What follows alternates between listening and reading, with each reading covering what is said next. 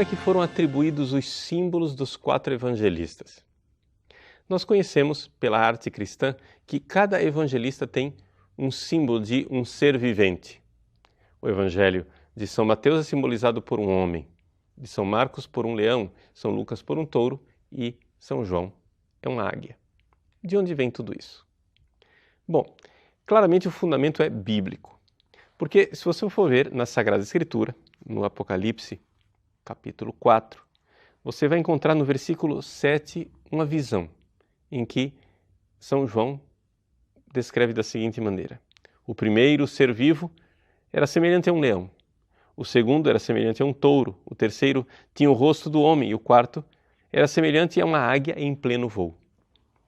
De onde foi que São João tirou esses 4 animais? Bom, eles já se encontravam na Sagrada Escritura em uma outra visão lá no Antigo Testamento, no primeiro capítulo do profeta Ezequiel.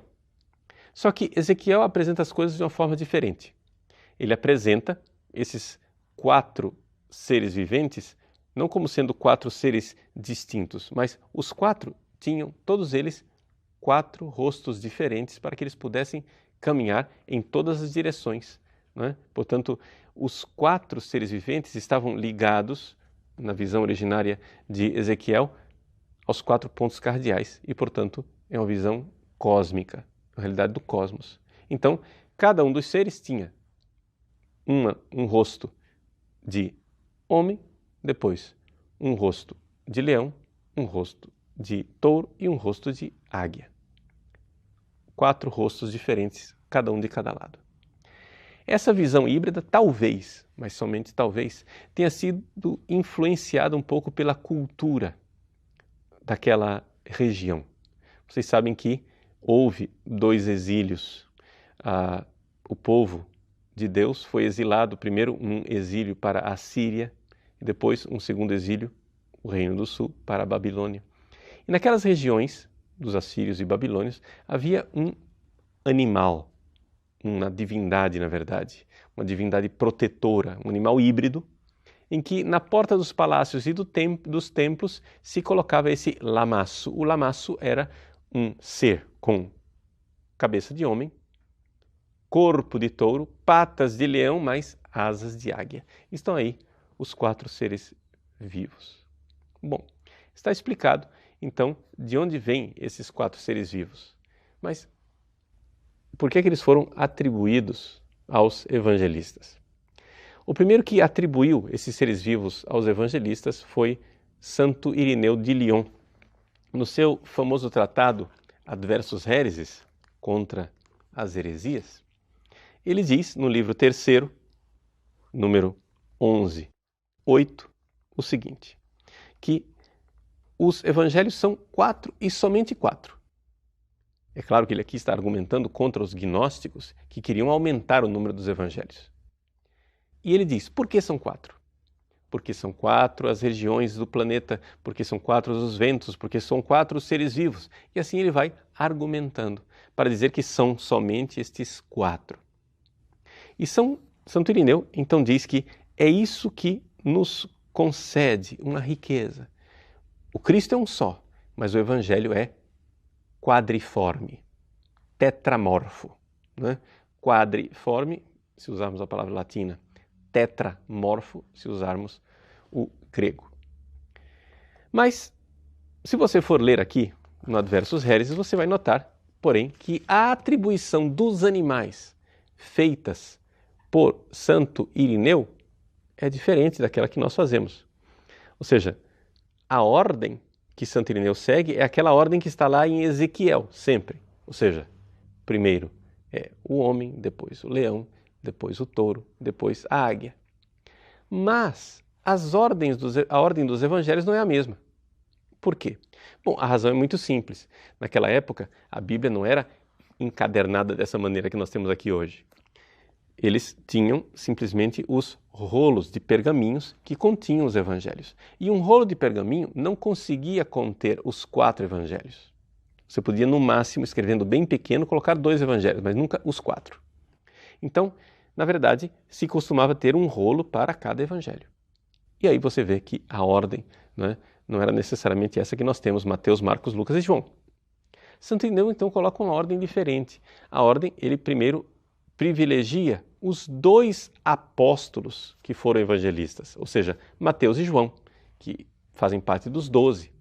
E só depois ele coloca os 2 outros que não eram apóstolos, mas eram homens apostólicos, ou seja, seguidores de apóstolos, que é Marcos e Lucas. E assim a ordem dos animais fica diferente.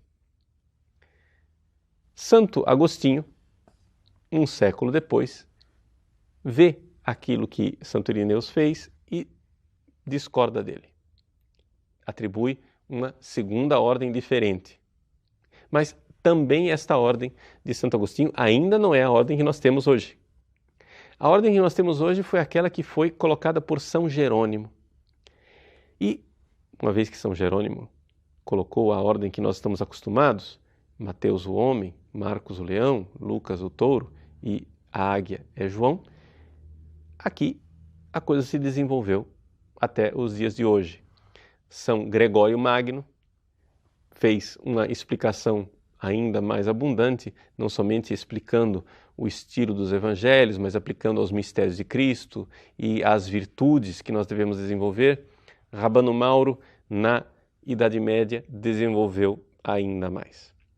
Então, finalmente, qual é a explicação que nós podemos dar para os 4 símbolos dos 4 evangelistas? O que eu vou apresentar para você aqui é um pouco uma síntese daquilo que o próprio São Gregório, usando as fontes de São Jerônimo, nos apresenta. Bom, para cada evangelista, então, eu vou apresentar o seguinte. Qual é o evangelho? Qual é o seu símbolo? O início? As características teológicas do evangelho? O mistério de Cristo? E a virtude que nós temos que cultivar. 6 coisas diferentes, ok? Então, vamos lá. Primeiro, o primeiro evangelista, São Mateus. Qual é o seu símbolo? O símbolo é o homem. E por quê? Porque o início do evangelho inicia com uma genealogia. É uma série de listas de nomes de homens. Então, evidente, um homem é o símbolo de São Mateus. Mas, se você for ver a teologia de São Mateus, de São Gregório, você verá que São Mateus salienta a humanidade de Cristo. O fato de Jesus ser homem. Portanto, o mistério que nós vemos ali é o mistério da encarnação. E qual a virtude que nós podemos desenvolver ao ler este evangelho? Bom, a virtude da razão, que é aquilo que é típico do ser humano.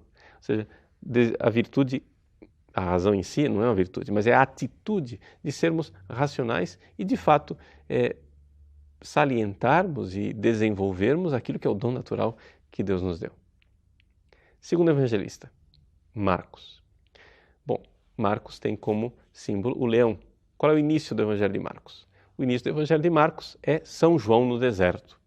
São João no deserto que brada, que clama, um pouco como um leão que ruge. A figura severa de São João Batista é esta do leão que ruge. Por isso, o símbolo de São Marcos é do leão que ruge no deserto.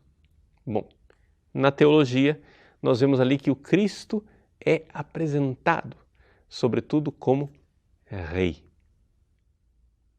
E sendo assim, nesta sua realeza, ele é de verdade aquele que reina sobre nós. Qual é o mistério contemplado? A ressurreição. Por quê? Porque o Cristo de pé é o leão forte da tribo de Judá que venceu. E a virtude que nós temos que certamente cultivar é a coragem. Terceiro evangelista, São Lucas. São Lucas, o símbolo é o touro, ou o bezerro, como queira. Ele inicia o seu evangelho com Zacarias, que oferece o sacrifício no templo. Então, o maior animal que era oferecido no templo era o bezerro. Pois bem, na teologia, o que nós vemos é o Cristo que se oferece em sacrifício. Portanto, o mistério é o mistério da paixão. E a virtude? Bom, é o fato que também nós devemos nos entregar em oblação a Deus. São João. Finalmente, o seu símbolo é a águia. Ele inicia com o prólogo. O prólogo de São João: no princípio era o Verbo e o Verbo estava junto de Deus. Com um grande voo de águia, ele consegue então chegar até as alturas da contemplação mística. Se é assim, qual é a teologia de João? João enfatiza, sobretudo, a realidade da divindade de Cristo. E sendo assim, o mistério que nós contemplamos é o da ascensão. É Cristo que, com asas de águia, sobe para o céu. E a virtude que nós temos que cultivar é o fato de que também nós somos chamados a essa ascensão, somos chamados a subir para Deus. Este é o foco. E como a águia, vamos diretamente para o céu. Vejam que aqui trata-se de uma composição. Você entendeu pela história que eu contei que não necessariamente se precisava dizer que estes animais são realmente os símbolos dos 4 evangelistas. Houve discordância até entre os santos padres. No entanto, estes 4 símbolos são aqueles que ficaram fixados na tradição. Nós, como Santo Irineu de Lyon, agradecemos a Deus porque temos um só Cristo. Mas esse Cristo não é um Cristo apresentado por uma única visão. Nós temos 4 visões diferentes porque a riqueza de Cristo é tal que nós precisamos, sim, para usar as palavras de Santo Irineu, de um evangelho tetramorfo, de um evangelho quadriforme. Por quê? Porque, como diz São João, no final do seu evangelho, nenhum livro seria capaz de conter Jesus Cristo.